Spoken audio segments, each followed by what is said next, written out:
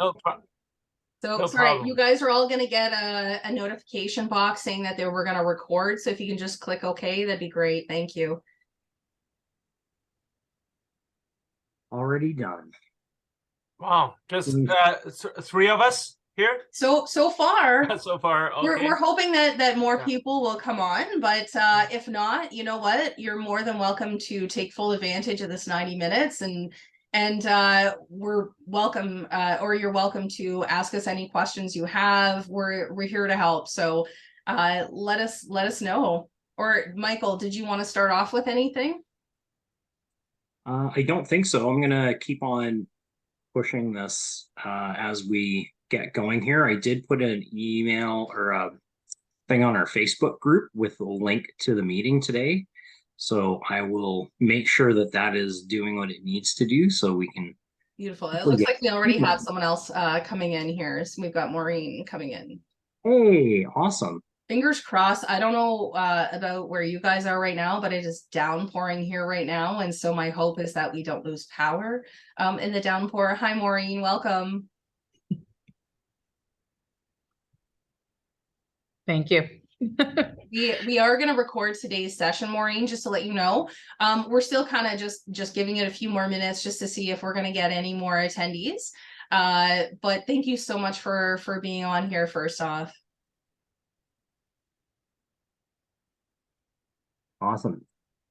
Yeah, unfortunately, I had a little bit of a technical glitch getting the email out this morning, so it went out like right at 10 o'clock. Yeah, it happens. That's okay.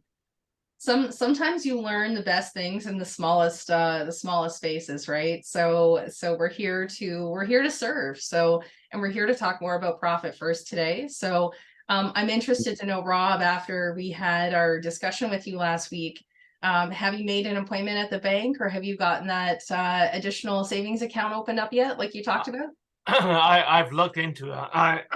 I will. I'm still thinking about whether it's something I want to set up on my own within QuickBooks. Yeah. Just set up my own budgeting within my own rather than doing that at the bank level. Okay. So as someone that personally has a lot of experience with QuickBooks, their budgeting tool is interesting, but I think it's like a lot of other budgeting tools. If you don't consistently look at your numbers and stay with your numbers, it's really hard to live within that budget.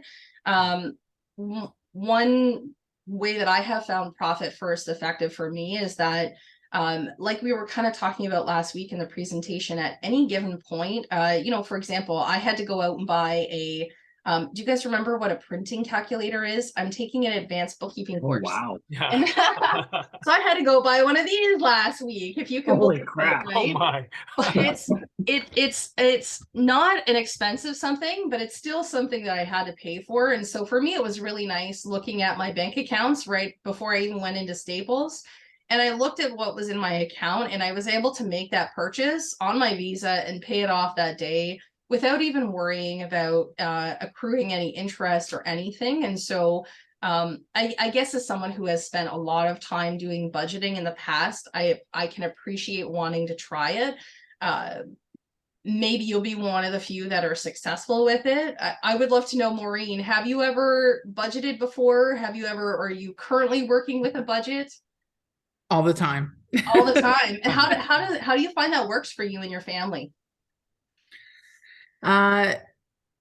It's always I've always been quite frugal, so and at different points I've definitely had to be very frugal, especially with 4 kids and on my own, and some extra expenses in there. And so I don't know, I'm good at working with a budget. So yeah, it's just part of my life. I love that. Well, that's amazing. I've tried to budget so many times over, and I'm a bookkeeper and I find it very hard. So for me, we're talking about Profit First and the principles that it brings. And so Profit First really just advocates really instead of breaking it out and budgeting, is really looking at things by percentage of income and really taking from one main account and spreading it out into the other accounts, kind of like grandma's old envelope system. And so for someone like myself who was, you know, $20,000 in debt before the pandemic, I found Profit First during actually just before the pandemic. And so for me, it was really cool. I paid off the credit card debt. I still was able to save money so I could go away on a trip last year.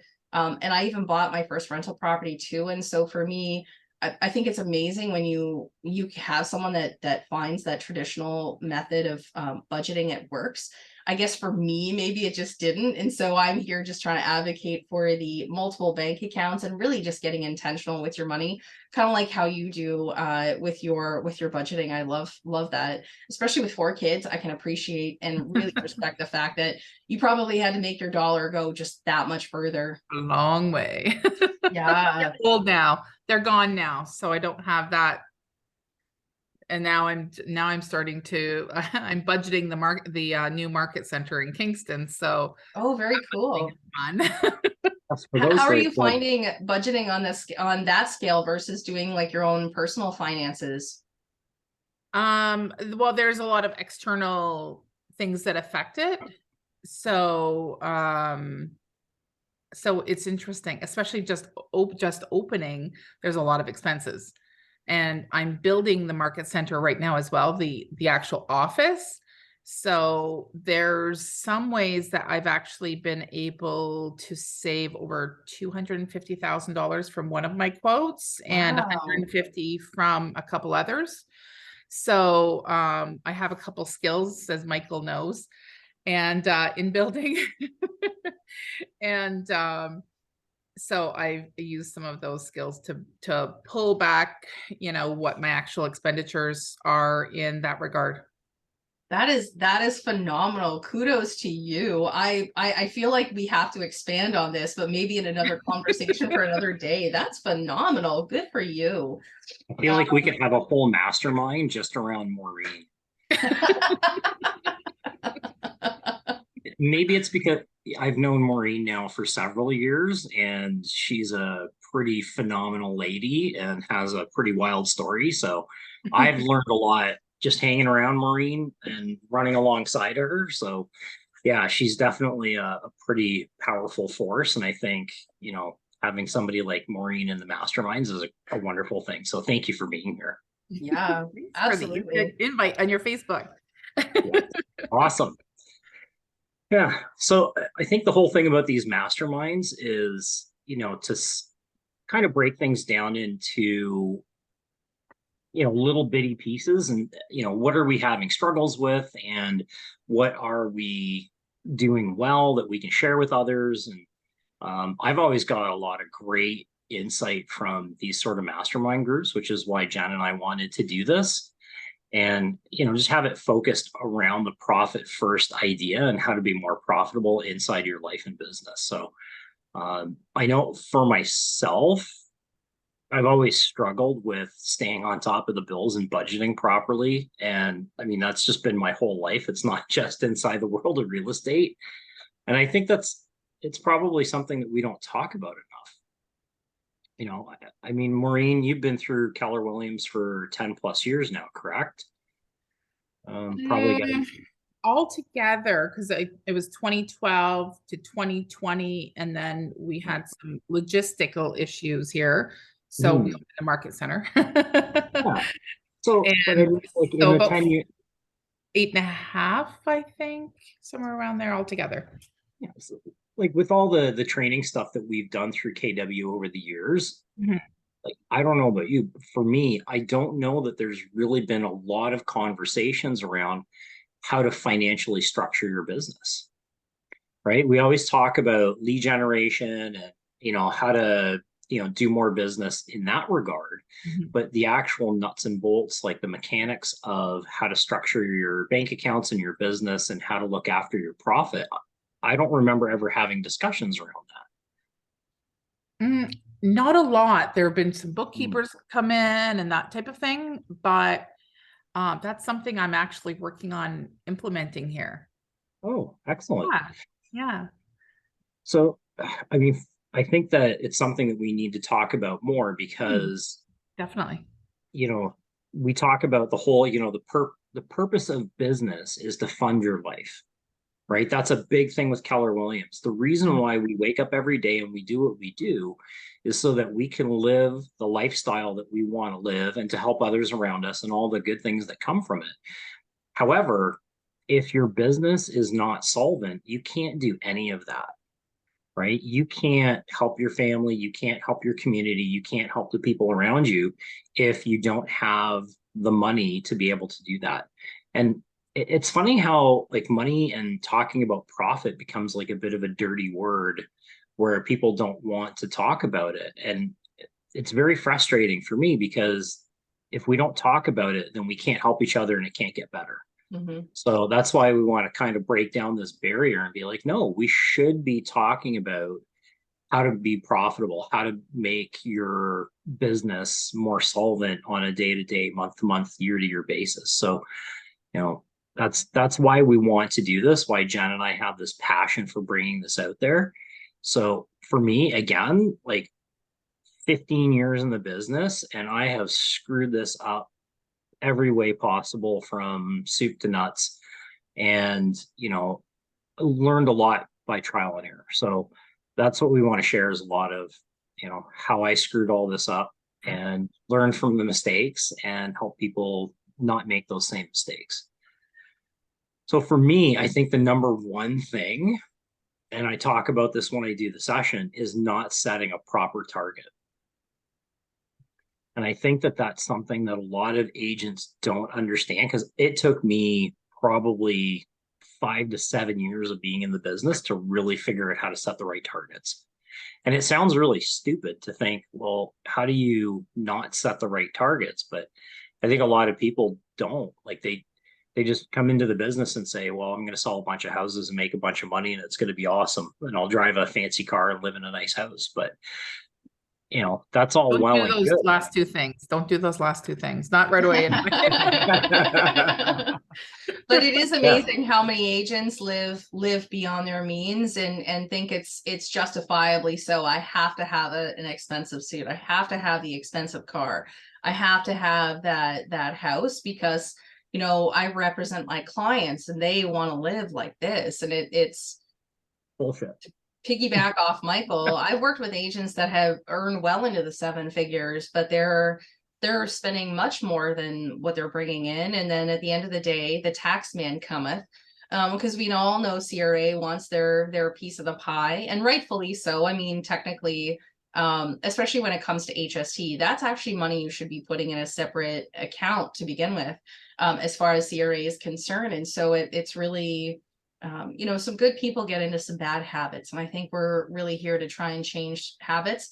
And I think it's interesting when Michael talked about the money and the mindset behind it. When you talk with millionaires that have good money habits, it's amazing how money is not taboo for them and they want to share this information with you. And I think that that's where Michael and I really want to serve the real estate industry, because he has had his experience coming at it, 15 years in the business, making those mistakes. Oh my gosh, I've made my own mistakes. I've seen my clients make mistakes along the way as well. And it's like, if we can just change, one person's life, to me, at the end of the day, that's the goal. And so to change the mindset on money and everything else that goes along with it is huge. We all make mistakes. Everybody. Absolutely. Yeah, the trick is to learn from them. Yes, Rob. I'm just thinking the flip side of that, when we have been talking about when you want to do something and you haven't set enough money aside to do that.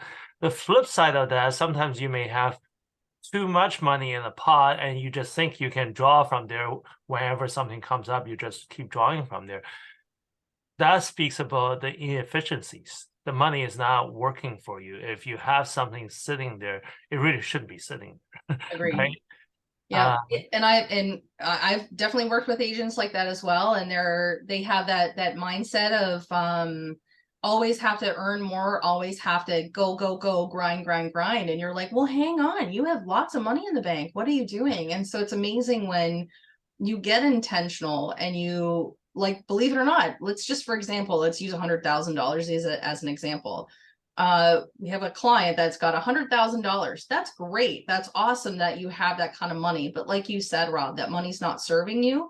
And so to be intentional with where your goals are, and what we can do with that money, and asking, okay, now that we have all of your goals in place, do we need to bring a financial advisor in the picture for you as well? There are certain things that Michael and I cannot, legally, and ethically as well, cannot advise you on. And so to say, hey, like, you should take your surplus and deal with someone who's a trusted source. I do think that that's important as well, because that does help your mindset for sure. I think part of it too is also having an overall master plan, right? Mm-hmm. And for me, I know when I have a big goal to work towards, then I have no problem working as hard as I need to work to be able to make that happen. And where I run into trouble is when I don't have a big master plan. And I think that also speaks to, these people that might be, like Rob said, they've got not necessarily not enough money in the bank, but they have all this money sitting there. And it's like, what do I do with this? And I think it's lack of a big vision that creates that. And it works on both extremes. So, people can go out there and work and just keep on making all this money, and the money just keeps accumulating in a bank account. What are you going to do with it? Right? Are you making that money so that it could be, beneficial to your family? Is it going to go towards your community? Like, for me, I've got this crazy idea that, at one point I want to make enough money in my life that I can build a community park in my community and have it named after my family. And that's my whole, succession plan in life, because that park will be there for generations. And in order to do that, like, you have to have a lot of money to be able to pull that kind of thing off. So when you have that kind of a big vision idea, then every day when you wake up, you're like, okay, I have to go out there and I have to hustle and do what I need to do, because I have to pay my bills. I have to take care of my family. I have to do all the fun things I want to do. And I want to have this big pool of money so that I can execute this gigantic dream that I have. So I think having that kind of a big vision thing is really important for everybody. So I always challenge people and say, like, what's your big vision dream? Because you are going to rise to the level that you think at. And what I mean by that is, if you say, you work out your budget and you're like, okay, I got to make 150 grand a year and I'll pay all my bills. If you do that, then I can almost guarantee you're going to make 150 grand a year.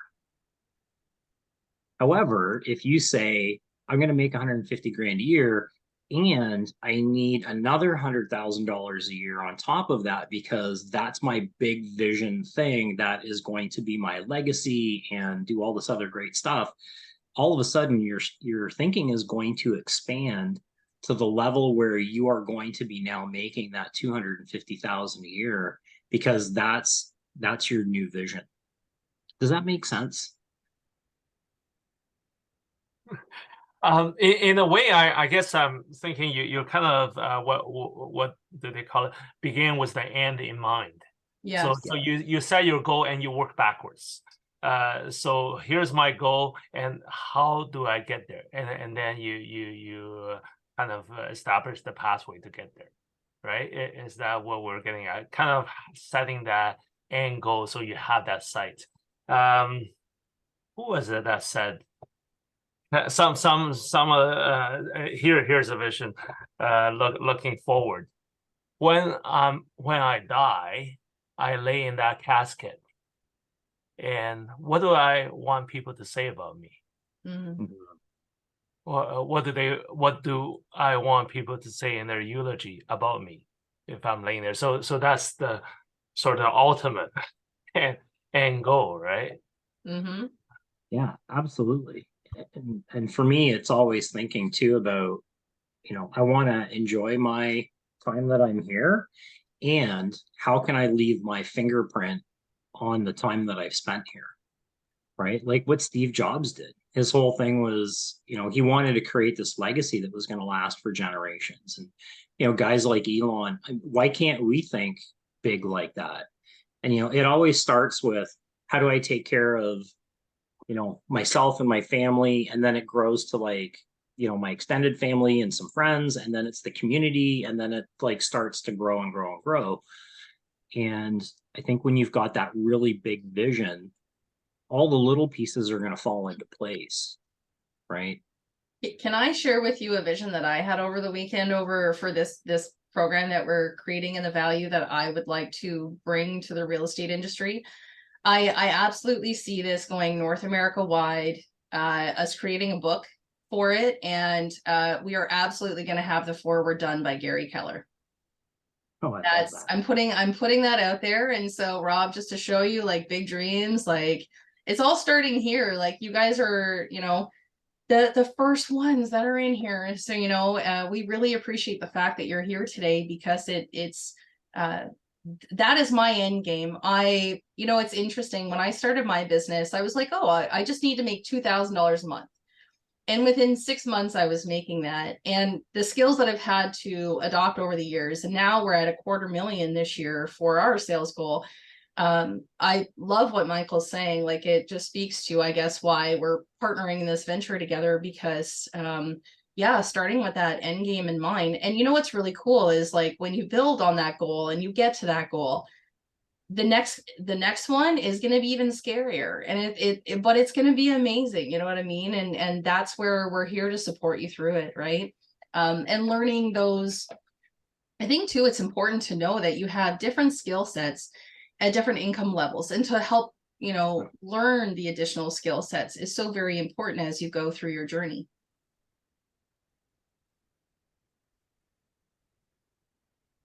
Thanks for that.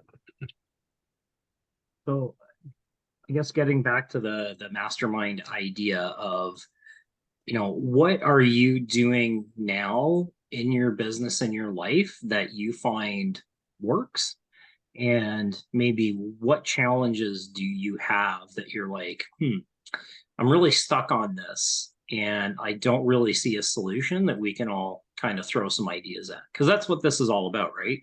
It's about, how do we help each other break through that ceiling? And the masterminds are a great way to do that.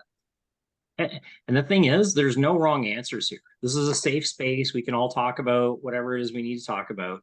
And we got some pretty powerful brains in the room. So whatever challenges you have, or whatever you're thinking, we can all brainstorm around that. So I'm curious to know, like, let's start with something positive. What have you implemented in your life or business that you're like, oh man, I found this really cool tip, and I'm doing it, and it's working really well?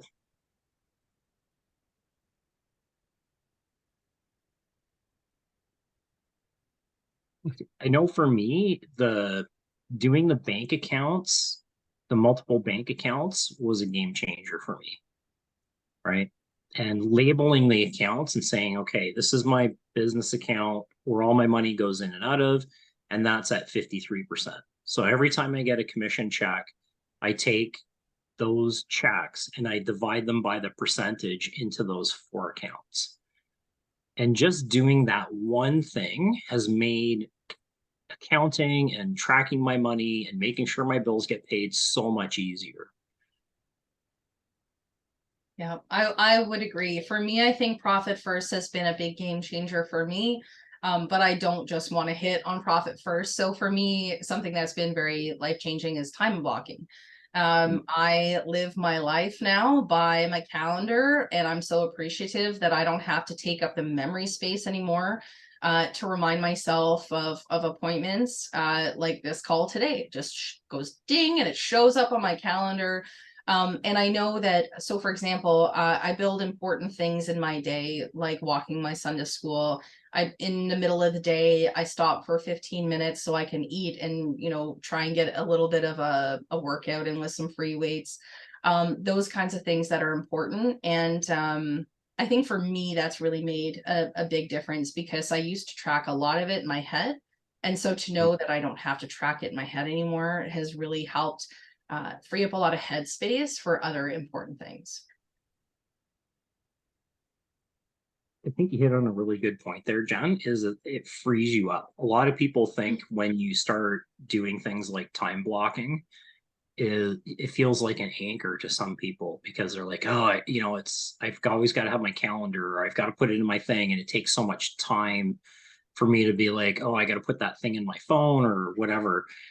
But to me, it's the freedom of I don't have to use my brain capacity to remember those appointments or those things I have to do. So now it frees me up to either be more creative for solutions or have more conversations with people. And it's there working in the background and I don't have to think about it. It just, I go to my calendar and be like, okay, what am I doing in the next couple of hours? Right. Yeah, absolutely. Yeah. What's one of your biggest challenges, Maureen, right now? Oh, time. Time? Mhm. Time for just everything, right? Just time. Yes, it's a little extreme at the moment. So, well, since we're talking about time blocking, do you implement any kind of time blocking in your day? I do. Okay. My schedule's a little insane. Compared to if if the average person looked at it, they'd be like, who is this person? But I have to everything is kind of high level right now because I'm putting together the brokerage, the market center, because we just opened officially in May. And, I'm still selling. I'm the general contractor on my project for the market center build out. And I have kids that are at a distance, but they still like some attention. And friends, and networking. And yeah, there's quite a few little things in my calendar that I block as much as possible. That's Because, good. Do you and then also? sometimes there's unexpected, right? So Yes, absolutely. And life absolutely throws unexpected curves. I think that's why having things like time blocking though is so important because then for example, if you have an admin staff or a part-time person working for you, you can delegate some of those tasks to them if possible. If something happens, you have to speed to the brokerage because a pipe burst or something crazy, at least you have the availability to do that when you do things like time blocking. I'm interested to know, do you take it like one step further and have workflows as well? I guess for us, like being a bookkeeping and coaching firm, we have workflows for everything. So like we definitely set the expectation when we work with people, that we have set up for everything. So for example, like I went to Italy for 5 weeks last year and my staff just were able to take over because they had those important workflows in there. So is that something that you have going in your firm right now as well? not as much as I need. That's something I need to implement more. I've got some in place, but I really need more in place so that I am not so integral in the components of every part of it. Yeah, absolutely. I'm also curious to know, like, how do you prioritize when you have, like, you've got your business, like your real estate trading business, and you've got the brokerage stuff that you're doing, and like everything is all happening at the same time. How do you look at all of these things and these requests and figure out how to prioritize them? Like, I'm curious. I have a list. I love that. I love my list. Lists are awesome for sure. I prioritize my list, and actually the list actually helps me fit things into my time blocks as well too, because and I'll color code my calendar somewhat so I can see where most of my focus is going into to make sure that I've got the components that I need, because part of it is there's a recruiting component right now, and at the moment I'm team lead, so I need to make sure that I've got some balance in there for that, and I've got some, the important things, right? And then and the things I can delegate, I delegate out. If there's, I've got a great admin and I've got a cyber backer that helps me out, so yeah, I can you know, I had to shoot her a message saying, can you do this? This needs to be done. That's good. But yeah, because I had some unexpected things this morning even that, you know, are thrown my way. So yeah, but that's normal. Every day is kind of like that. It's amazing what you can adjust to and becomes the new normal, right? Yeah. I'm But pretty it's interesting when adaptable, sorry, but Maureen, go ahead. I'm pretty adaptable, but it depends on the person and their personality, what they can adapt to. But I think the time blocking is really, really huge, because if you don't time block, you could end up doing the wrong thing all day long, focusing on the wrong thing all day long. I love the fact that you actually brought up the color coding of activities. I personally find it, I don't know if it's like because I'm a woman or because I'm getting older, like I'll be turning 40 this year. So like for me, I find it very difficult to go, for example, from like a bookkeeping job with a real estate client, stopping and then going and doing a coaching a session with like a dance studio, let's say. Like I find it very difficult to switch those hats throughout the day. And so I try to focus my day. So for example, I primarily work with real estate, but I also work with construction and dance studios. And so I actually try and schedule all the work for those clients on the same day, because I feel like then I'm wearing the same hat all day. And so I just love what you talked about in what you said there about color coding everything, because I too love color coding my time blocking, because I find that the less I can switch hats in a day, the more effective I am. You know, it's funny, you got the book in the background there, Jen, and it's The One Thing by Gary Keller and Jay Popson. Yeah, and they talk about when you get into that zone where you know, like all the distractions are out of your head and you're really focused on doing something. And for whatever reason, like the phone rings or somebody knocks on your door and it breaks that concentration that you're deeply focused on something. It takes like 20 minutes to get back into that zone, that work mode again. And when you're in that zone, that's when I find you're the most creative, you're the most productive, you're the most focused. And I think that's a really great point, Jen, where, you know, if you can take things, maybe even not necessarily that they're the highest priority, but they're the things that are the most similar, and it allows you to stay in that flow zone state where it's just, you can stay there for a couple of hours and just crank a ton of stuff out and get it done. I think at the end of the day, you're going to end up being more productive because you're able to stay in that particular frame of mind. Yeah. And one of the other things too that came out of that book for me that was really huge. Go back about 5 years ago, I had a team. I had 2 admin, a couple of buyer agents. I was on the ALC. I was doing training. We were building a house, like so much going on. And it all kind of imploded all at the same time. And after reading that book, and understanding the whole idea of the focusing question, which is, you know, what is the one thing that I can do now that will make everything else easier or unnecessary? And just taking that idea and applying it to my life at the time. And what I did is I came up with my focusing question, which was, whenever people were asking things of me, it was, is this going to put money in my pocket in the next 6 months? And is this going to give me more time with my family? And when people were asking me to do things and everything was measured against that gauge, it really allowed me to get focused on what was most important to me at that time. And that question can change, you know, as you go through time. However, I found that when I started using that as my barometer to whether I was going to answer yes or no to somebody's inquiry, it made it so much easier. And it also made it very easy for me to explain to people when they asked something of me and they said, hey, you know, can you teach this training thing? And be like, you know what, right now, everything I'm doing is either putting money in my pocket or allowing me to spend time with my family. So it doesn't meet my criteria. And when I explained it to people like that, they were like, oh, okay. You know, it wasn't me saying no because it was a bad idea or I didn't want to do it ever. It was, this just doesn't work for me right now.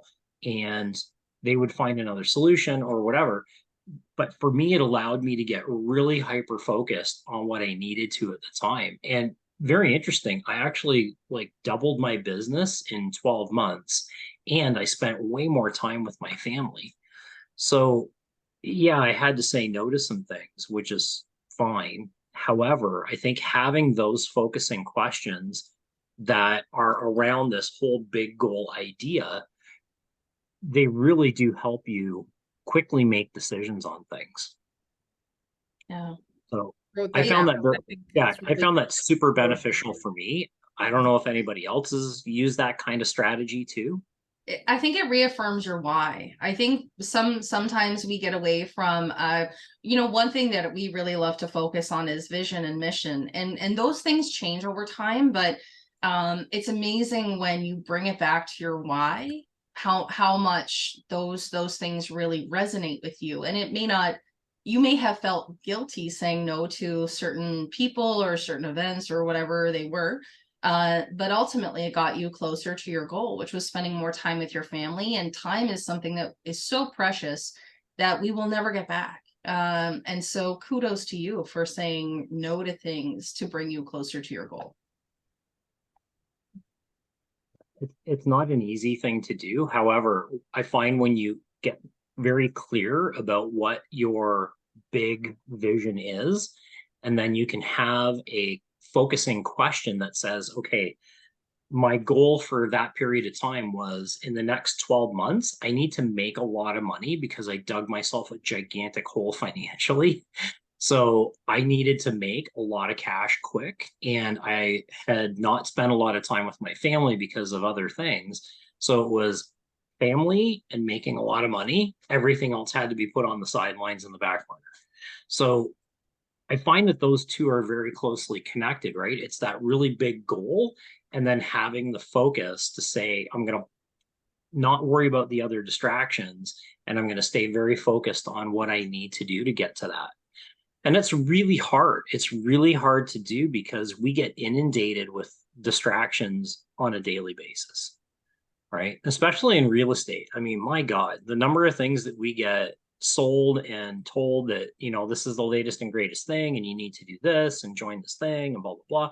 It's like, but is that going to get you to your goal?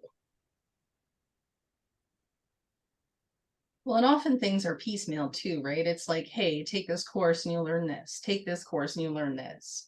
We're trying to kind of change the game on that. And we're trying to make sure that we're giving you a holistic approach to everything in your business, which is why we're going to focus on just more than, one thing.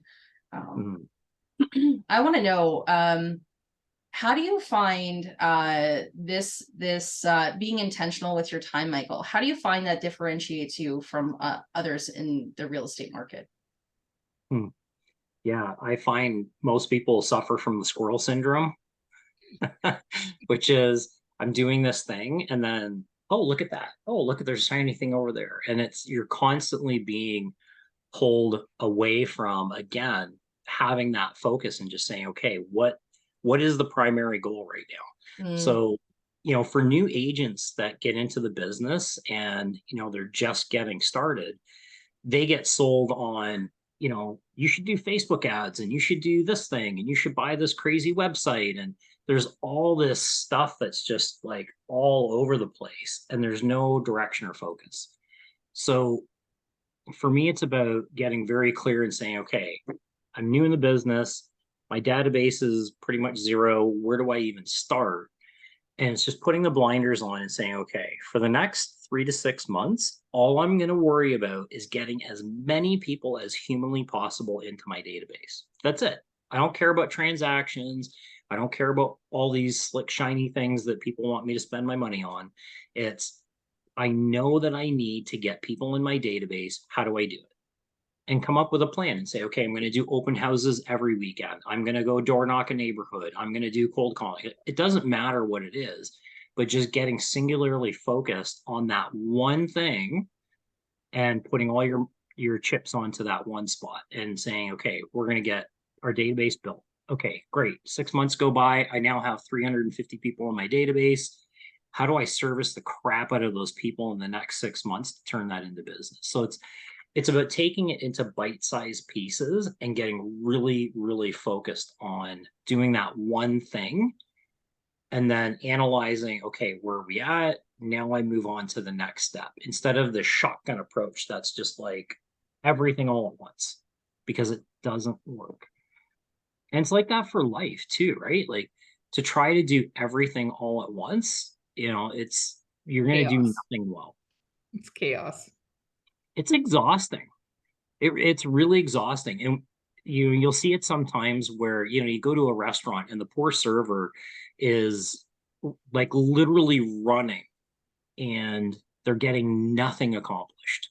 And like, if you just sat down for a second and took a breath, and instead of running back and forth to the kitchen 18 times, you went once, got all your orders in, and then went back and got everything and came out, you would be so much more efficient and it would be faster in the long run. And I think that's where a lot of people get messed up, especially in real estate. It kind of makes me laugh too, because people would be like, oh, I'm so busy. I've got 2 listings on the go and 2 buyers, and I don't have time to do anything. And I'm like, dude, that's like, I can do that in my sleep. But it's because, over time, there's systems that have been put into place and efficiencies that happen because you learn how to be efficient when you have a lot on the go. And I know Maureen's been through this too, where she's probably had like 8 listings on the go and 12 buyers, and you're juggling everything. My And goodness. yeah, At one point in time, I had 12 listings on the go, and I was taking signs in the middle of the night on properties I sold and putting them on another property. Yeah, no kidding. Wow. And during the pandemic, I had 30, usually between 30 and 40 buyers on the go. Wow. Yeah. It was a little busy. yeah. Power of time blocking. Well, and also, I think what you do in those kinds of situations is you learn what the really important things are, and you let go of a lot of the little stuff, or you figure out how to delegate it. Have to. Right. And I think that's something that we get challenged with, is getting caught up in the minutia and spending way too much time on stuff that doesn't really matter. Mm-hmm. And making excuses for having to do it. Well, I just have to, I have to, I have to, I have to. I can't go on vacation with my family because I have to do this. And changing the mindset on that and stopping the excuses is so very important. Oh, spending 3 weeks on making a logo for your business that nobody gives a crap about. Like, come on. Right? Yeah. Give But it to your 12-year-old and they'll have one for you in 30 minutes. No max. kidding. Oh, 30 minutes. They probably have 14 different options for you. And Canva, honestly, oh Canva, you can go in there and create one in 2 minutes. You're done. Oh yeah, absolutely. I'm willing to bet if somebody were to take a bunch of crayons and a white piece of paper and gave it to a 5-year-old and said, make me a real estate logo, it would probably be the most distinctive, recognizable logo out of any real estate logo that's out there, and it would cost you nothing. And it would be brilliant, right? Because it would be memorable. People would be like, oh my God, they actually had their 5-year-old create their real estate logo. This is friggin' awesome. Yeah. I digress. I think yes. Sorry, I think I threw you off track. But I think that the point is that people get so caught up in the busy work that they don't actually do what's really important. Mm-hmm. What you speak about here, it really make me think of Stephen Covey's 7 Habits of Highly Effective People. Mm-hmm. In the 4 quadrants, right? You want to do work that is important but not urgent. Yes. Important to you. Whereas many of us in the rat race, we end up doing things that are urgent but not important. They have to be dealt with because they're urgent. Yes. Right. And if you're always doing urgent and important things, you'll be totally stressed out. and then you'll be jumping back and forth, and then you do the non-urgent, non-important stuff. Right. So you want to do important things and not urgent. This is all really good for me. I'm brand new in this, as you know. you've all been at this so long in this profession. Lots of learning for me, new beginning for me. But I'm actually a retired school administrator. So when I run a school, there are all sorts of things that demands my attention, right? So I've been retired for a little bit, and this is a new beginning and lots of learning. But I can certainly take the skill set from the past into this new area. As Michael was saying to me last week, really that lead generation at this stage is the main thing for me, to have the clientele to serve. And I guess realistically looking at 3 to 6 months and then building that database and service. I'm doing open house this weekend beginning. So really getting there, just keep at it. That's my main focus. That's my main thing right now. I love it. Oh man, that makes my heart so happy to hear that. Don't worry about filling out the contracts. Don't worry about all the other stuff right now. Just figure out what kind of lead generation you enjoy and works for you, and just pour all your time and energy into doing that to build your database, because that's all that matters, really. One thing I'll share with you is it is amazing how many teachers are also real estate investors, or principals that are also real estate investors. So Rob, I would encourage you to reach out to your old connections through the school board. Reach out to those teachers, those principals, those vice principals that you know, administrators, and let them know what you're doing right now. Let them know that you're here to serve those, and I don't know if that's a niche for you, but definitely reach into that existing pool of people you already know. I'm sure you'll find some good connections in there. Thank you. I'm also curious to know, Rob, this is something that I found is people will come to you with an emergency, right? And they're like, oh my God, we have to solve this problem right away. And if you are available, you get sucked into that, and now your time is given to them to help solve that problem.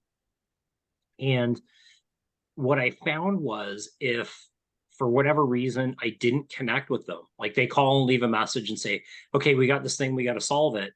And if I don't call them back right away, if I give it like half an hour to an hour and then I call them back, 7 to 8 times out of 10, by the time I call them back, they're like, oh, we figured it out, don't worry about it. And I would imagine as an administrator, that probably happened to you quite a bit as well. Yep, that's right. And people know that about me. And really, I want to I have people think for themselves. Really to build that capacity so they can try to solve the problems for themselves. They know I'm there to back them, to support them when they absolutely need me, but really try to manage as much as they can. It's not that I'm unaware of what they're doing. I'm aware. And so you kind of try to anticipate problems before they happen. I think I always like to solve problems before it becomes a problem. So when you have time, then you be one step ahead. I mean, that's in the ideal situation, of course, but I always try to build capacity so they can solve problems on their own. And I think that's one of the things you do as a leader, is not necessarily to solve everybody's problems for them, but give them the tools so that they can figure it out. And then as you move forward in time, they come to you less and less because you've given them the capacity and the tools to be able to figure the stuff out. And I think you can do the same thing around you in the business as well, even with your clients. To some degree, we want to be there to help them and guide them through the process, but we also, I think, need to give them some tools so that they can figure a lot of these things out without having them call us every 30 minutes or send us a text message at 11:30 at night because they have a crisis. How do we manage that, I think, is an important thing to think about. Because otherwise you're fighting fires all day long, and you can't move your business forward because you become the person who's helping everybody else. At the same time, from that personal sense, they need to know that you're there to support them, rather than just, okay, he's no help, I'm not going to call him, right? It won't be like that. So if anytime if there's an opportunity to sort of reflect back, say, what would you do? What would you do? Yeah, okay, that's a good solution, and then go solve it and come back and tell me an hour later or some. So it could be a quick solution rather than getting yourself involved and let me do this for you.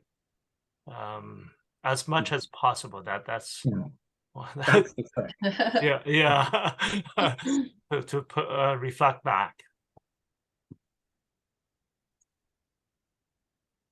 That's where I feel like building out some workflows will help with that. I feel like, real estate's obviously a very different game than bookkeeping, but I do feel like in real estate, you guys can benefit from building out workflows as well. So for example, if you notice that you slip into the same pattern with clients where you're kind of turning into this emergency service person for them, maybe making note of certain situations and how you would deal with it, or the contractors you would recommend if something happens in the middle of the night, like building out some of those lists as you're going through your business will really help you as well too, Rob. I think that we all get to a certain point in business, and we all, or at least I was a couple of years ago, I was at the point where I had 2 staff and I was going to hire a third because I was getting too many questions all the time and I had nothing written down. It was all in my head. And so I love writing stuff down now and getting it out and getting it onto workflows, because I find I get less and less and less questions,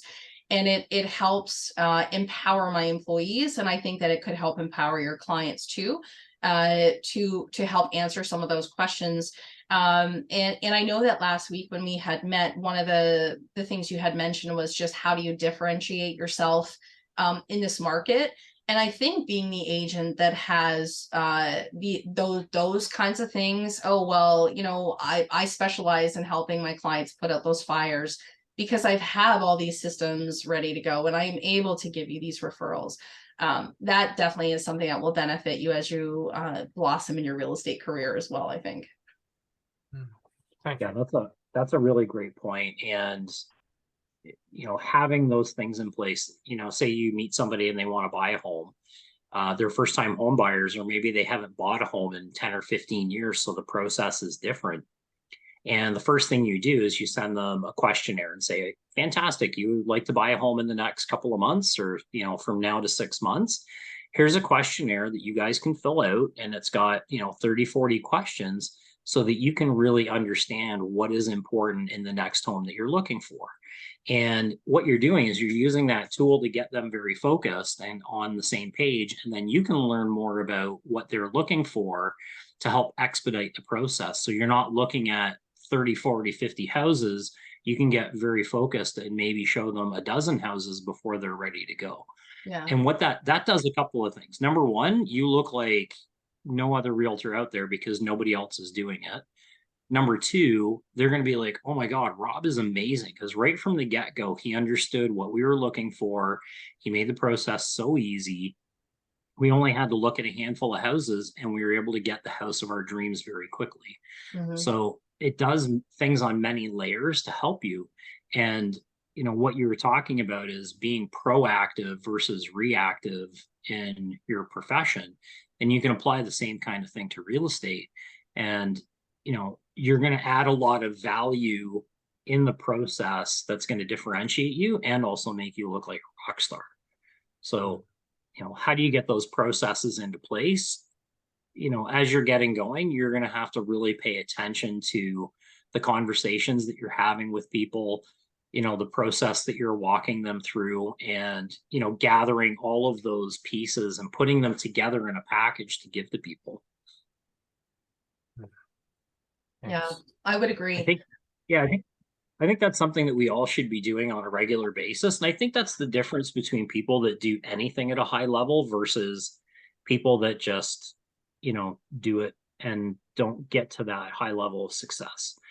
Here's a really great example. I was watching a video, and this basketball player was talking about working with Dennis Rodman. And, think of him whatever you will. He was a phenomenal basketball player for a couple of reasons. He was the number one rebounder in the league while he was playing. And one of his teammates said they were at a practice and they're doing their layup routine. And Rodman was just standing there. and watching everybody for like an hour. And when the guy went over and said, like, why aren't you doing layups? Like, why are you not participating in this? And he said, I'm counting. So what do you mean you're counting? He says, I'm watching all the players and I'm counting how many steps they take and how many times they dribble the ball before they do their layup. And it's like, why would you do that? Like, that's so crazy, spending all this time and energy. And then afterwards, when they were playing, he realized what he was doing is he was marking each of the players and realizing exactly how many steps they took, how many times they dribbled the ball before they went to do their layup shot. So he knew when he was watching them, he's like, okay, they're taking 3 steps and then they do their layup. So on their 3rd step, I'm going to jump with them because I know that's their 3rd step jump to do their layup. And he was the guy that blocked more shots and picked up more rebounds than anybody else in the league. So it's those little details of paying attention to the process as you're going through it. And, you know, when you go on listing appointments and you work with buyers, if you're paying attention, what you'll realize is you're getting the same objections and you're getting the same questions over and over again. And if you're doing your listing presentation and you keep getting the same objective or same question, then you have to sit back and say, okay, what can I do different in my listing presentation to address that so that people understand and I don't have to go back and spend more time answering those questions, right? So it's paying attention to those details as you're going through it, I think that will make the biggest difference. And it's funny how, you know, we always think, oh, well, this isn't working, so I have to do something radically different over here to make it work. And quite often it's a very, very small adjustment or change that can make a very big difference, right? It's not recharting the course. It's not having to start with a whole new plan. It's a minor difference and adjustment that will make all the difference. Mm-hmm.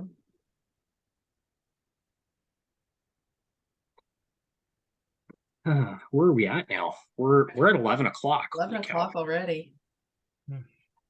Mm-hmm. And flies when you have fun. That's right.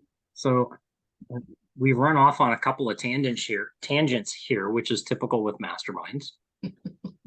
But I guess refocusing. What would you like to get out of this session in the next 30 minutes? Like, what we talked about, what maybe things we're doing well, what would be the one big challenge that if we could get this figured out would be the biggest impact on your business in the next 90 days?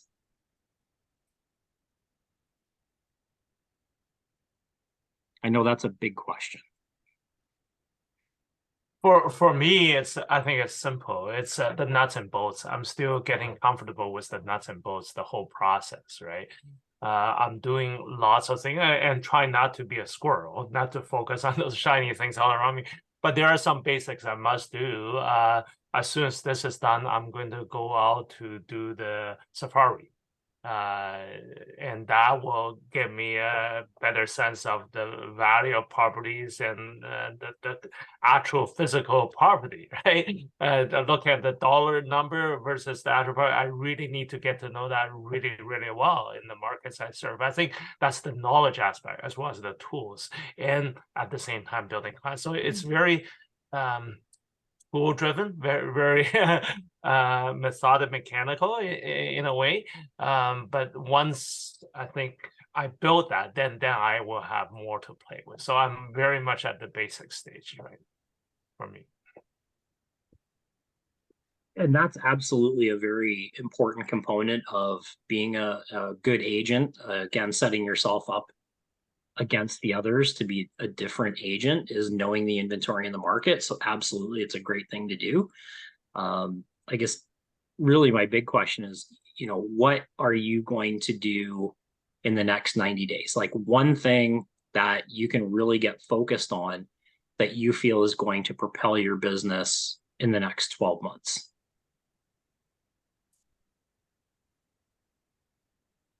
It's I know. getting my name out there, right? And going after I talked to you last week, I already was going through my contact list. So okay, this one I'm going to reach out to. This one I'm not going to reach out.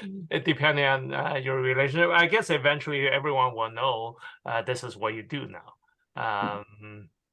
It's I think that it's still the recognition, the advertising, getting the name out there. That's the one thing I think at this point, and building up a strong profile.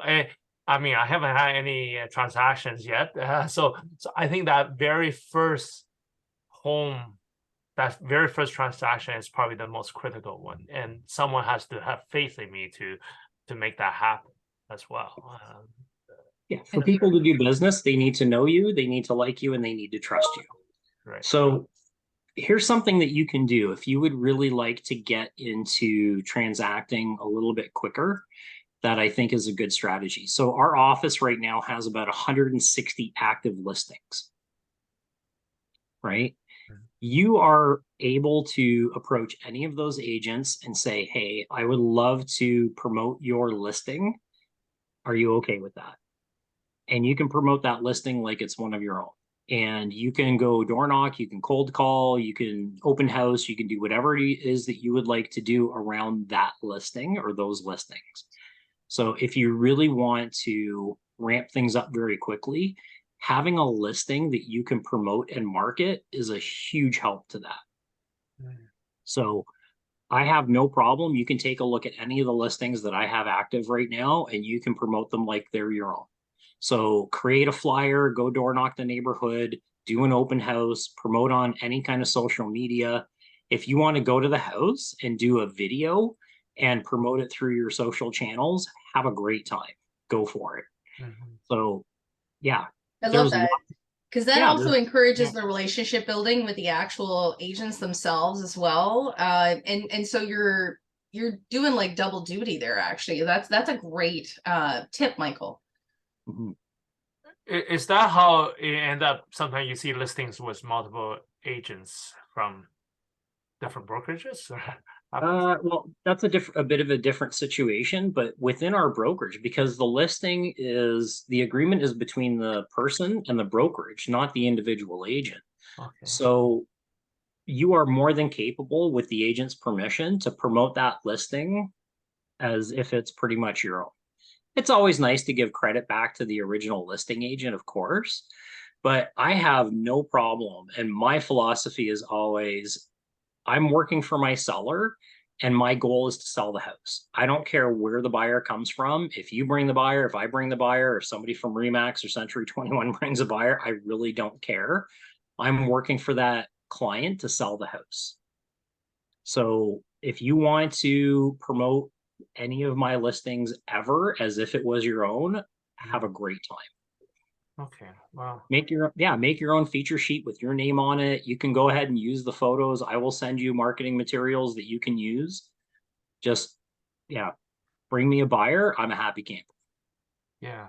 Thank you. We'll have to talk in more details. I'll process that and make that happen. Yeah. Thank you for that generous offer. Yeah. Oh, you're welcome. And you know what? Most of the agents in our office feel the exact same way, right?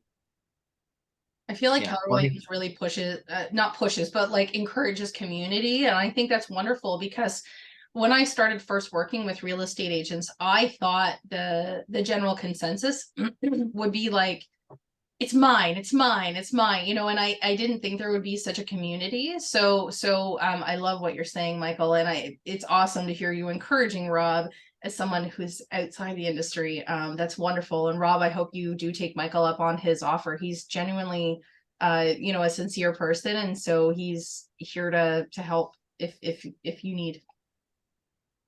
Yeah, I'm in a very fortunate position right now where I've got like 8 active listings. So I can't open house 8 listings every weekend myself. I can't door knock 8 listings. I need help. Right. So I am more than happy to bring on people who are going to represent the listings well and do a good job of it. So again, my goal is to get those properties sold. And you can do phone calls, door knocking around open houses. You can do just listed calls, just sold calls, open house call. Like you could be busy 12 hours a day, every single day of the week, just working off of the listings in our office. So again, like I wouldn't get too caught up in the mechanics of like all the back end business stuff. The best way for you to learn how to do a deal is to do a deal. For sure. Okay. Well, then I'll take up on your offer. We will make it happen. Yeah.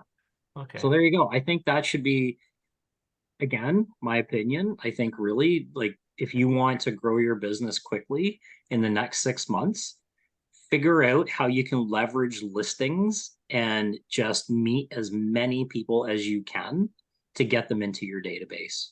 Yeah. That's it. Like my blinders would be on. That's my focus. Yeah. Yeah. Thank you for that. Your Oh, you're welcome. database, your database That's my too. one Your focus. database. Thank you. So I'm curious for Maureen, like what Oh. I know you've got several things. I mean, between the brokerage and business and everything else, like what can you do in the next 90 days that's going to really help push that big rock forward? Well, like Jennifer was saying earlier, she was asking me about what's the term? Like the processes, the back end processes, Workflows, yeah. the workflows. Thank you. And that's exactly what I need. Basically, the system in the back end to make everything flow smoothly so that I'm doing less. So are you the right person to create the workflows? No. No. Oh my God. Based on the 80-20 rule, no, she is not. Okay, But so who do you is have someone on who your is team, that? Maureen? What was that, Jennifer? I was basically echoing Michael and just saying who on your team could build those workflows out for you?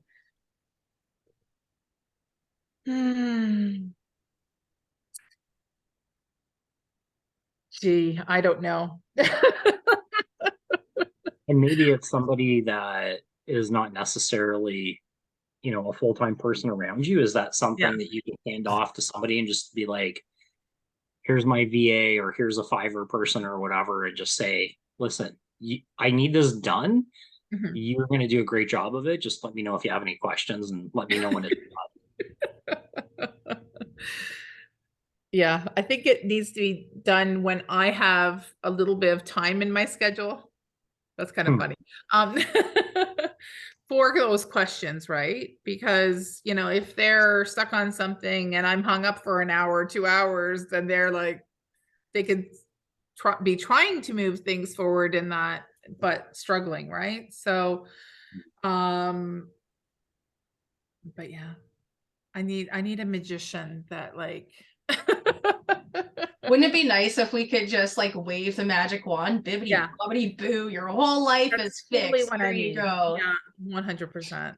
Isn't that what Chat GPT is supposed to do for us? Oh my gosh. I do love some of the scripts that it gives me for my YouTube videos, I will say, but I'm still learning, I guess, how to prompt it accordingly. Because sometimes it gives me the weirdest things. What Chat GP? So you use number 4, right? The 4 Chat GPT 4, or which one are you guys using?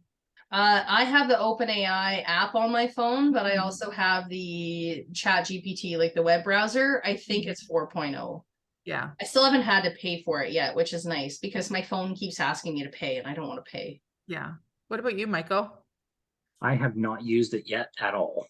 Oh, okay. I've used it a little bit, but I tweak it because to make it sound like I have used it a few times. Yeah. To make it sound like me, because it's going to sound like it's AI. And I've seen people post things, their Chat GPT, and not edit it. And it's like, that's totally not that person, right? Yeah, absolutely. And, you know, you can easily identify that if you know the person, especially. So I think if you take that as a guideline and take a few minutes and edit it, Yes. that it can be you. It can flow like it's something you would say. So Yeah. my personal There, opinion. I definitely, I take the scripts from ChatGPT and I throw them in, there's another one that I want to tell you about, and it's on the tip of my tongue, and I'm looking through my bookmarks and I don't see it. I will take my scripts and I will throw them into Grammarly. There's another chat program that I got introduced to a couple weeks ago. I can't remember the name of it. But anyways, same thing. Like it's like Grammarly, but same thing. It helps it where you can adjust it so whether you want it to be more funny or more personable or more business oriented or whatever. That's good. And that really helps, because I very much, if you guys knew me in real life, like I swear all the time. The F-bomb is my favorite word. And I have a 6-year-old, and thank goodness he has not learned to say that I word. may at home, but I don't out in public. So No, same. I try. It eventually it starts to slip, and I'm like, oh, I got to put my collective back on. But like, I may that's have my a potty favorite mouth at word. home a little bit. Well, then I'm gonna come up to Kingston one weekend because I love Yeah. Kingston, and we're just gonna like swear our faces off. Absolutely. We'll have a good weekend. Yep, for sure. We'll have Michael and Rob too. What the heck, right? Well, one thing I would love to go back to the comment on your workflow though. Yeah. I would encourage you to attempt to get it started. I know that as the owner of the business, you're probably very much like, they're not going to have the right language or the right, just allow them to start those workflows. If you can guide them and say, okay, these are the workflows that we need. So for example, you're going to have a different workflow for a sale versus a purchase. You're going to have a different workflow for if someone comes off the street versus if it's an existing lead, those kinds of things. So whatever is going to matter to you in your business, if you can kind of give your staff a general idea about what the workflow is about, allow them the freedom and the space to go and create what they have. And then you can come back in and then give them notes and say, like, yeah, this is where I was going. No, it's not. But the more that you can empower them to do it themselves, I think then it frees up your time, because in my experience, because I've done workflow implementation with a lot of people, it is very time consuming to sit there and go, oh, and then to be honest, it's not until you start working in the workflows that really things start to click and make sense. And so allow it to be like a bare bones. But then what I would suggest is, before you implement it with your clients, you kind of test it on some internal things as well. Apparently we're getting someone else who wants to join the call right now, just to let you guys know. Oh, never mind, they went away, so never mind, sorry. I was just about to bring them on, but they disappeared. Anyways, so I would just encourage that, because at least in my experience, I find that it's not until you're physically going through. So for example, if you have like, this is how you want an OREA form filled out when someone is purchasing a house, get it in there, because that will help save time for the next person and the next person and the next person. And what you'll find is you'll make little tweaks along the way. So for example, like I actually just fired a staff member last week. And so I've taken over all his workflows again. And so I'm allowing this an opportunity to go in and update some of the workflows and things like that. And so I would just encourage you to not spend too much time on it, but just a little bit, with your management touch there. You know what? I know that, and I have no problem delegating, and this is, I hate to micromanage, absolutely hate it. But I know that investment will pay off a lot in the future as well too.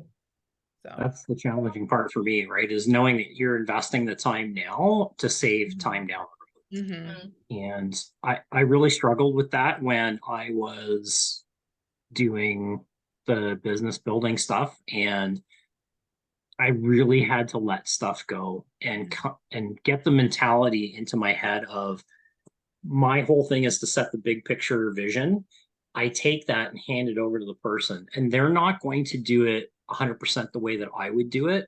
And that's okay.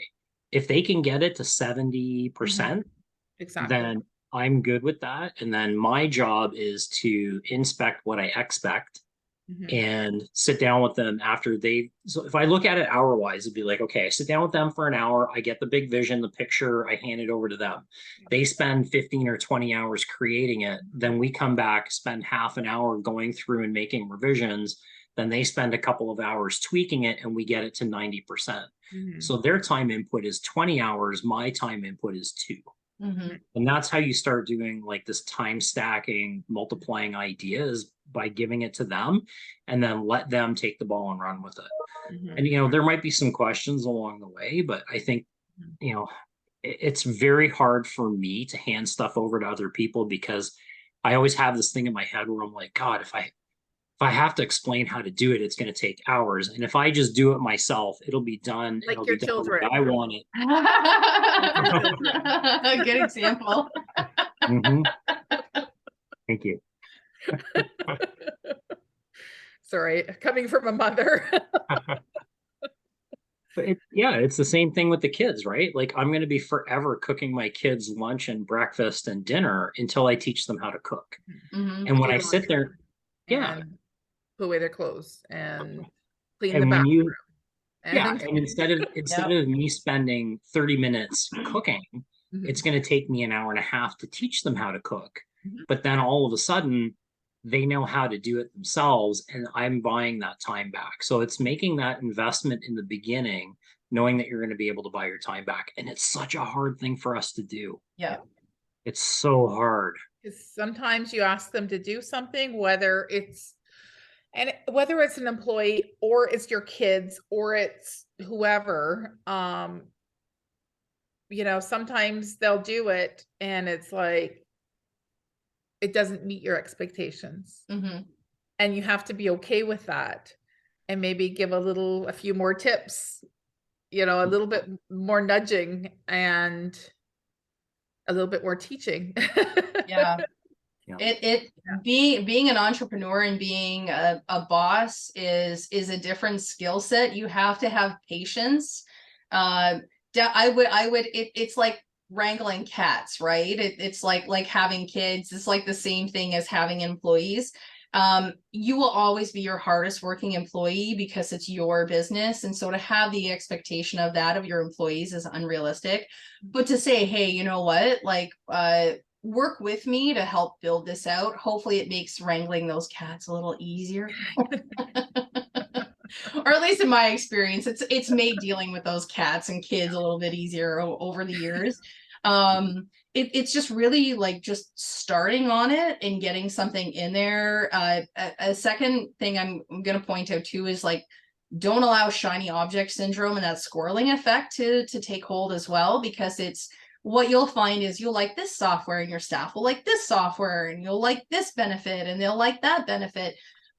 Ultimately decide, like what Rob said earlier in the call, it start with the end game in mind. Where do you want to see yourselves, in 5 and 10 and 20 years, and start with that in mind, and realize that there are tons of apps out there. There's tons of different softwares out there. So just, choose one, stick to it. And really, again, it's not going to be until you start really working on those workflows that you're really going to figure out if they work for your team or not.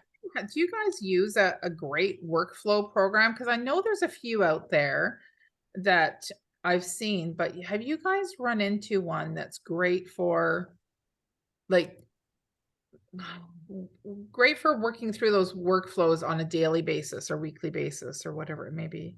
I'm interested to know Michael's opinion. I personally use a software called ClickUp. I love it. I will sing its praises to the ends of the earth and back. Yeah. But it meets what I need in my business. And so, like, I'm happy to show you like what the folder structure and stuff looks like in there. Because I do have to have like, I have dummy areas for my coaching. So I'm happy to show you what that looks like. I don't know if there's like a specific, like a real estate specific workflow software. Michael, what's your experience like? I know one of the ones I see a lot of people use is Monday.com Yeah. is a pretty popular flow program. Okay, so ClickUp is very similar to Monday.com. I think ClickUp just has a lot more bells and whistles. I think Asana, I think, is one of them. Yeah, there's the Asana, there's Trello, there's 17 Hats. one I Hats, see- that sounds like the right one for me. Yeah, I It's know. really, sorry, I go know. ahead. I know a lot of agents use what's the one you just mentioned, Trello. Trello, yeah. Yeah, I know that's one a lot of agents use, especially if they've got multiple people working on projects. Like if you have an administrator or buyer agent, because it's very easy to share where things are at in the process. I don't know that it really matters which one you use. It's just, is that tool going to save you time, or are you going to spend more time dinking around inside that tool trying to figure it out? I think one that's Yeah. adaptable for other people to use is good, because then you're taking some of that work off your plate, but you still, if you need to check in to see where we're at type of thing, then that's possible too. Yeah. Mhm. I actually, so in my ClickUp, I have mine set to a workflow view. So I actually can see all the tasks that are assigned to myself and my team. I see the due date. But the cool thing is all of those due dates actually copy over into my Google Calendar. So if I have to work on a couple different client files in a day, I know, like, so they've already copied over to my client file. And the nice thing is, I set up so in my business, because we do a lot of bookkeeping and coaching, it's a lot of recurring things. And so once we close down a workflow, it just creates the next one. It adds it automatically to my calendar. Like, it's a beautiful, beautiful thing. And I would imagine Trello and those other programs would have like the calendar syncing as well. But the one thing I love about ClickUp is you can move stuff around. So you have your calendar view and you can look at your day. And if you're like, oh man, one of my staff are really overwhelmed today with having to do X, Y, and Z, you can move those workflows around, and then it actually moves within a couple of minutes on their calendar as well. It's so cool. So it syncs in live time. So it's really, really a neat tool. I'm not going to push ClickUp. Like, I don't get anything for it. I freaking love the software. That's really all it is. So like, if you want to see it, I'm happy to show you guys like a quick version of it, but there's, again, decide what matters to you in your practice and in your business, and find something that will meet that. It's one thing I would suggest. Love it. I'm going to add that. I think for me, it's more about staying organized, because I don't have any administration or VAs or anything like that, but it's just staying on point so I don't drop the ball on stuff. Oh, can I bring up a good point there? So in your workflows, obviously my industry is very heavy with receipts and documents and things like that. So we actually have naming conventions, and like, I actually in my workflows will actually say, save it in this folder, save it as this. And so my expectation is that regardless, whatever client I'm going into, for example, if bank statements, I want to go into Michael's file, I want to go into Maureen's file, I want to go to Rob's file, and I want to know that all of your June bank statements are all saved the same way, but that they have just different client initials attached in the front. And so building those out in your workflows are going to be beneficial to you as well. I've done a lot of things wrong, and I've done a few things right with all the business stuff. The one thing that we did a long time ago, probably about 7 years ago now in the business, was we started with Dropbox. So everything is done inside Dropbox, and I have a business account that I pay for. And I'll tell you, that to me has been the best money that I've spent in my business for getting things organized, because I can very easily share files with people. I can access it on my phone anywhere, anytime. So if even the back office is like, hey, we need this document, I can do it from my phone in literally a minute or two. So I appreciate having some of those software things that allow you to have stuff easily accessible. And we did the same thing with creating a file organization system where everything is broken out. I've got sales, marketing, administration, bookkeeping. It's all done that way. And then inside sales, we've got buyers and sellers, we've got active, pending, closed, all that kind of stuff. And then inside those, we have everything organized. So we have a convention that we use for filing everything. So it's very easy to find, and it's very easy and logical for anybody that happens to come on board. I can have them trained in minutes so they can find information very quickly. And then you're setting the expectation too that regardless whoever is saving the information, it should be just the same across the board. So the time consuming or the time savings you get out of that, I just you can't stress that enough. We are almost at the end of our time here, so I want to respect everybody's time. I know everybody is quite busy and has a lot on the go. So number one, thank you all for carving out 90 minutes of your very busy week to make this happen. I think this is something that Jen and I would like to do a lot more of moving forward. I'm curious to know from Maureen and Rob, is this something that you would like to do on a weekly basis, monthly basis? What do you think would be a good frequency to have these kinds of mastermind meetups? I have a much different schedule, or I have a different schedule. I have a little bit of a busy schedule right now. I would say probably for me, I would say probably bi-weekly or monthly. Okay. That sounds good to me. Yeah, sorry. Yeah, bi-weekly or monthly sounds good.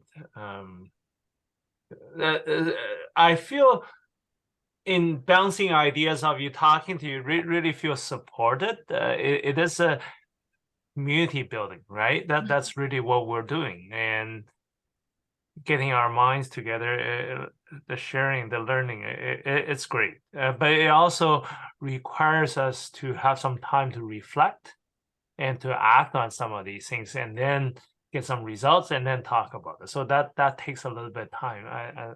So that's why I'm shying away from weekly. Okay, that's fair. No, it's that, and honesty is important in this, right? The last thing we would hate to have happen is, make a commitment and say, okay, we're going to do this every week. And every week you have to do these things. And then you feel like there's too much pressure and you're not getting things done and being successful. So then nothing happens, right? So that's equally as bad as not enough frequency, in my opinion. And I think even coming back with leaving with some ideas for implementation, but then coming back and being accountable is always a good thing as well too. Absolutely. So even if you take an idea or two from the mastermind and I need to implement more workflows. I know I do. I've got a few in place, but I really need to have that too, so that I can step away and things aren't dropped, balls aren't, flying all over the place, right? So I think the accountability is really important as well. So I'm curious, Maureen, do you have somebody in your world now that you are accountable to? Like within the brokerage building, do they give you like a mentor or a coach or somebody like that to help you? Ryan, I have weekly meetings with Ryan McLean. Okay. So I would say that would be my main, I love Ryan. Tell him I say hello. I will. I have a meeting with him on Friday, every Friday. Awesome. Okay. I like that idea of walking away from these and saying, okay, we're going to meet again in 2 weeks or 4 weeks or whatever it is. This is what the one thing I'm going to work on purposefully, intentionally, and I'm going to report back and say, this is what I did. These were my successes. These were my struggles. And we can mastermind around how do we take whatever that is and help you move that forward. And I think that would help it be highly effective and a value, right? A value add. Okay. So I'm going to put everybody under a microscope now and say, what is it that you are going to work on in the next, let's call it 4 weeks, so we can meet again at the end of July? What is the one thing that you're going to do intentionally over the next 4 weeks to move this forward?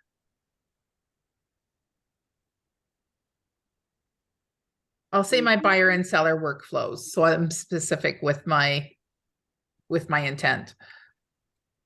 Okay. So Maureen's going to work on her workflows. No buyer and seller workflows. And I'm notes. Very specific. I like it. We're getting intentional. Rob, how about you?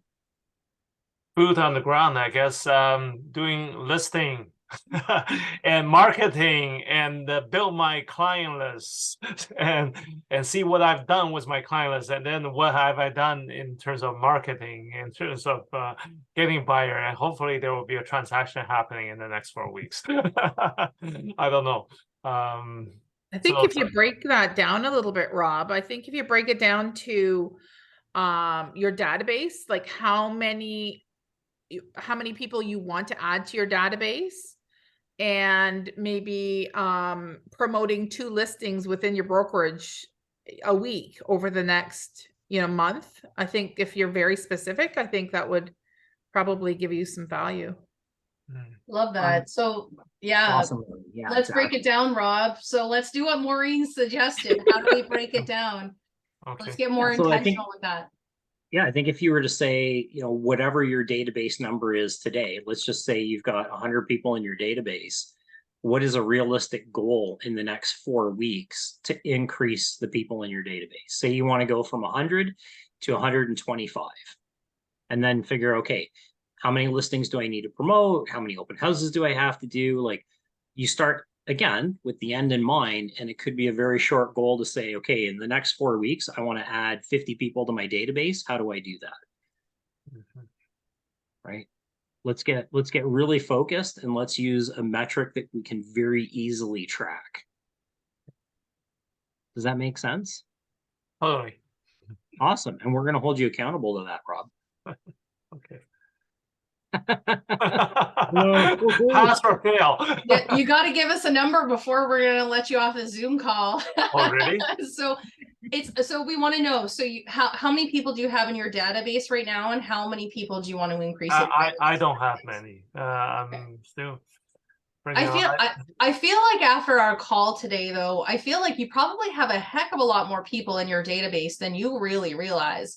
Again, going back to all the connections you have in the school system, I would highly encourage that you reach out to those. You may not get a ton of responses now that it's summertime, but letting them know that you're here, letting them know the kind of clients you're serving, I think will be important. So let's give you a specific number, like Michael said. So do you think 10 is doable? Do you think 20 is doable? What do you think that number could be in the next 30 days?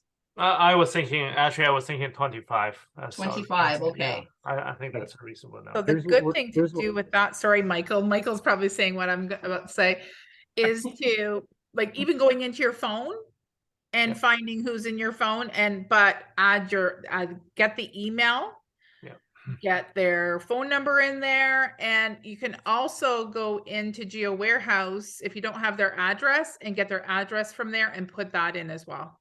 And if you know birth dates or anything like that, it's all helpful.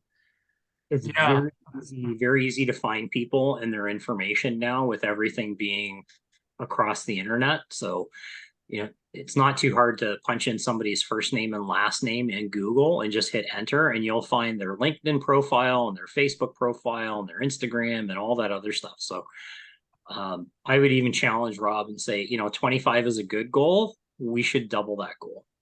Ooh, Rob, do you feel like 50 is doable? Potentially. That's going on the challenging side, but push the envelope, right? So let's push that envelope. It's 2 a day. So what's the worst thing that's going to happen if the stretch goal is to do 50 and you now have a mindset that in the month of July you are going to add 50 people to your database, and at the end of July we get back together and you're like, okay, I added 35 people to my database. I didn't hit 50, but I went beyond 25. Yeah. Because I think if we do the 25 thing, you're going to get to 25 and be like, hey, I hit my goal. This is great. Exactly. Yeah. I think 25 is quite doable, but then 50 is I think it's a bit of a challenge, but it's worth pushing. Yeah. Cool. 50 it is. So how do we add 12 people a week to your database? How do That's- we add 12 people? Going through, I feel like Yeah, going through his phone alone is gonna add quite a few leads just in itself alone. That's what I found. I went through my phone, but a lot of people I have, a lot of my contacts were all phone numbers before. So I have to add the email, as Maureen was saying, email and address, which I can find, and anything else associated with these people, right? awesome. What I love this. I love where this is going. categorizing them, what they're interested in. Hopefully, I can do some kind of campaign relating to their interests as well down the road. That's a great idea. One of the challenges with something like this, I find, is not to get caught up in a lot of the minutia and just get really granularly focused and say, okay, the goal is 50 people in my database with name, phone number, email address, and snail mail address. That's the goal. I'm not going to blow it up beyond that. I'm going to get really granular and just say, this is the goal. This is what I'm working on. Everything else is going to be a distraction. So the next 4 weeks is going to be just purely me focusing on that. And I don't care how it happens. Like, doesn't matter if you door knock or go through your Facebook leads or people in your database, doesn't matter, or your phone, but just start cranking out and working on that one thing. And celebrate the crap out of it too, right? Like, if your goal is to get 12 people in your database in the next 7 days and you hit 15, like, do something to celebrate that win. Yeah. I expect through open houses there will be some that will just as they come through they will be added to my database, right? But some of them, well, this is the thing I'm finding, a lot of them are already working with agents. Okay. And so here's something that I know to be true. A lot of people will say they're working with an agent when they're not, just because they don't want to be bothered. Right, that's true too. Yeah. So if open houses is going to be something that you are going to use as a tool to add people to your database, then I would also take some of your time in the next 4 weeks and come up with a really fantastic way to get people into your database using open houses. And I'm more than happy to have a meeting with you to talk about that, because I've got a pretty amazing system to make all that happen. It's something that we've crafted over the last several years. And when I go do an open house, if I have 10 people go through the open house, I get 8 people with their full contact information into my database. And I'm more than happy to share that with you. Okay. Yeah, we'll talk. Everybody. Thanks. Amazing. Awesome. So you guys both have action steps for the next 30 days. We are like 11 minutes over our time. We want to respect the fact that you both are busy and have a lot of amazing things to do, but also want to know, is there anything else that we can support you through today? Any other last minute questions, concerns, anything at all? No? Okay. Well, thank you both again for showing up today. I'm looking forward to July. I can't wait to hear everything that you have done in the meantime. And Maureen, if you need any assistance with the workflows in the meantime, or if your staff need any assistance, please feel free to reach out to me. I can't say I know all the softwares out there, but I've done a few different softwares and I've done workflows for the last few years. So if you need any help, I'm here to help guide your team through that. Okay. Yeah. All right. Thank you both for showing up. Sorry, Michael, any final thoughts from you? I think Rob and I are going to set up a time to meet in person, and I will go through the open house system that I use. What I might actually do, and I think this is a good idea, I did this about 1.5 years ago.